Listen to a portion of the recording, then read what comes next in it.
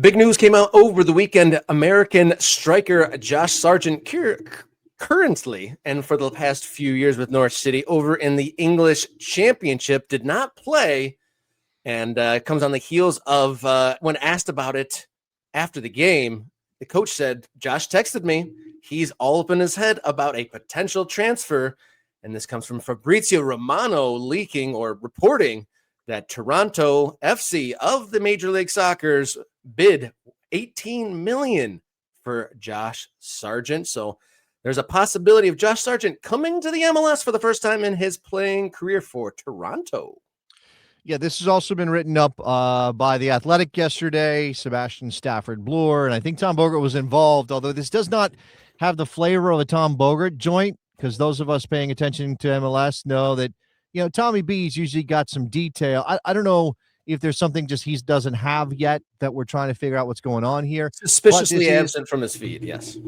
Well, he posted this. I saw it posted on his feed. It's just with Sebastian Stafford-Bloor, which indicates to me this is a cross-Atlantic kind of effort. Like, this is a team effort from The Athletic. You've got those guys over there covering English football. You got Tom Bogert over here covering American soccer. And what I think is missing here is whether or not this is going to get done and how it works with MLS rules and things like that. But anyway, here's the story. TFC is in discussions to sign Josh Sargent from English Championship team Norwich City. Toronto has made an $18 million bid. It's important to point out that what we're talking about currency wise, that's 13.4 million pounds. Okay. Now that sounds like a lot of money. Other way around.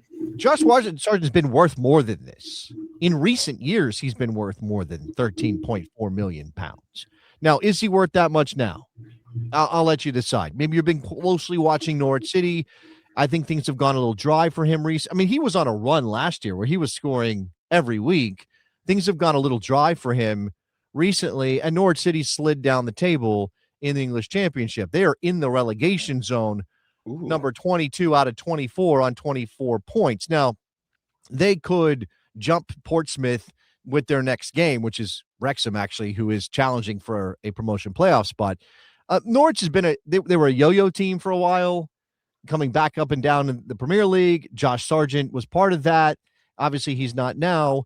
I think this is interesting, and maybe this is all posturing. Josh sent me a message on Saturday, says Norwich City manager Philippe Clement, saying that he would not be available because of transfer things in his head.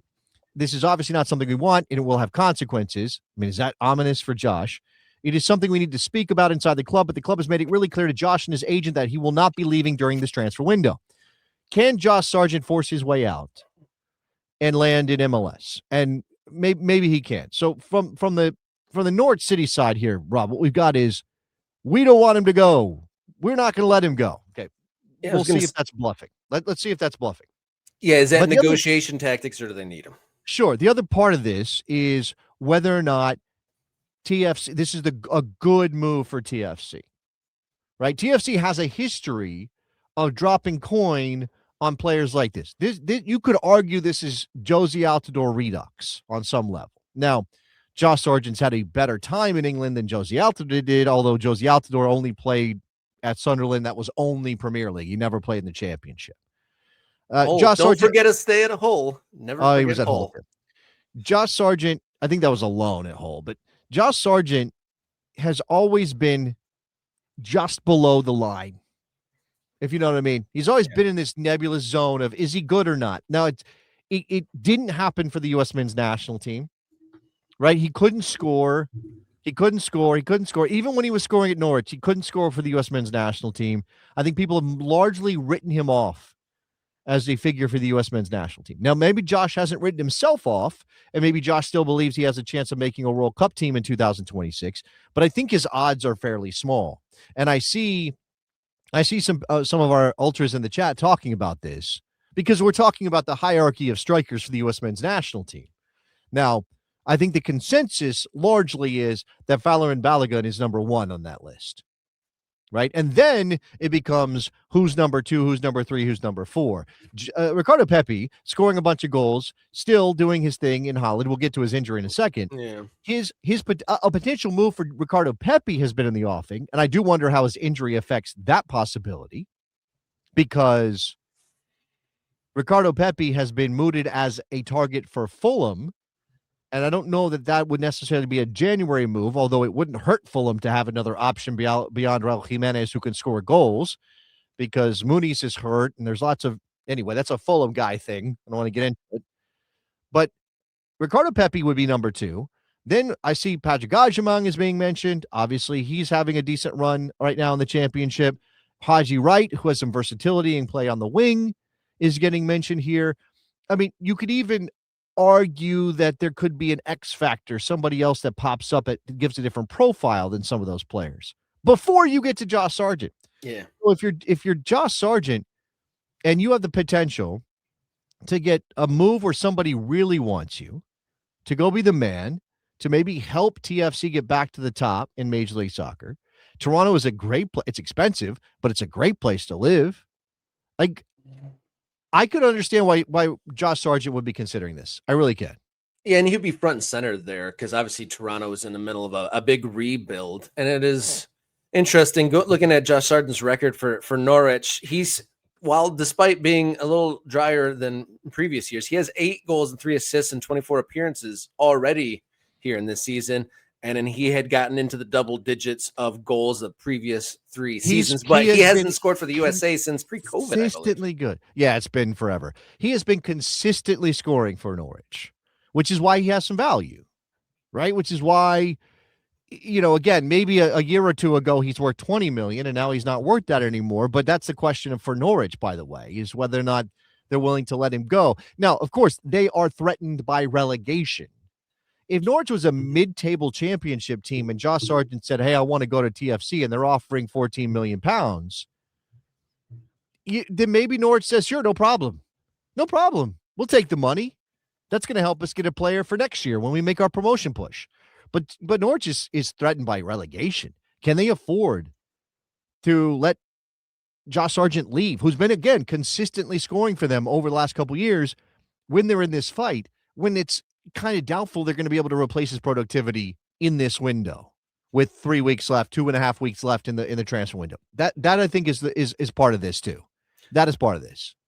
I think it's kind of interesting that Josh Sargent texted his coach like, hey, boss, I might get a new job, like leave me out of the team. That seems pretty wild. And I don't necessarily remember too many Americans getting embroiled in this sort of a thing. Maybe since the failed Deuce transfer to Liverpool was someone kind of caught in the wind like that.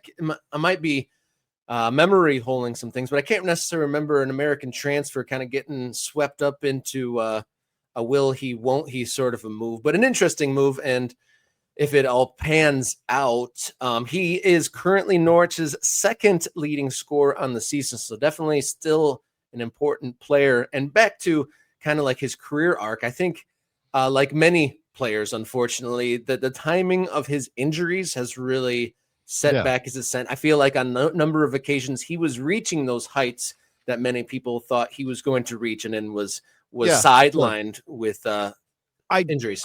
I think you have I know that there's a way to judge a player, and certainly for example, you look at say Liam Delap at Chelsea, right? Liam Delap wasn't, now he did score last weekend, right? He hadn't scored in a while, hadn't scored much at all. I can't remember if he had a goal before the weekend. And if you're just looking at his productivity, you would say, oh, that's a terrible signing. He's been a disaster. Get him out of the lineup. And I have seen plenty of that, right?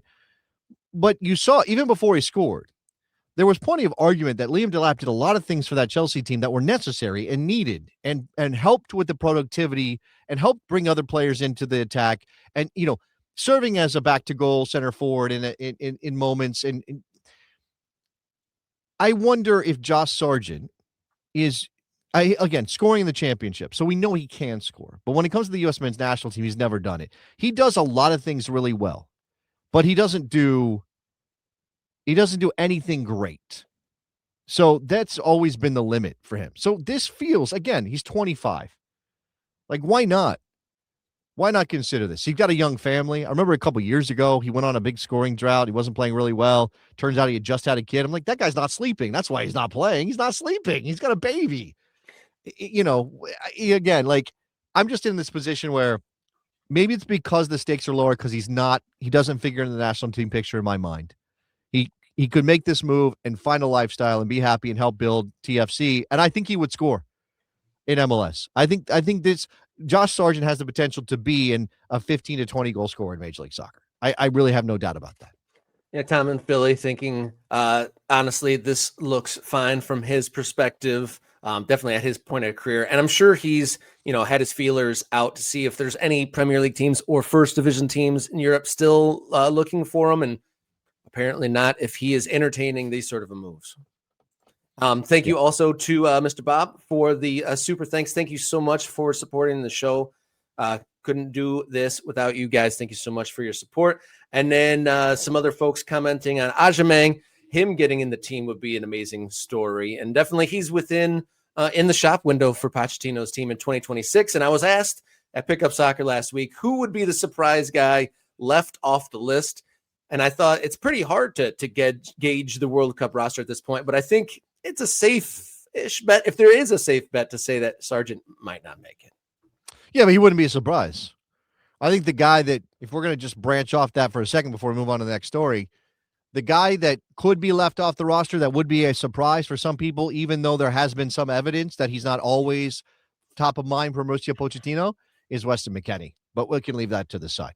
And Weston McKennie's been linked to a move to Major League Soccer and to America in the midst of his contract issue with Juve. So there's the couple of Americans. Now, obviously, Weston McKennie much higher profile than Josh Sargent because he's been important to the national team in recent years. But I just thought I would throw that in there.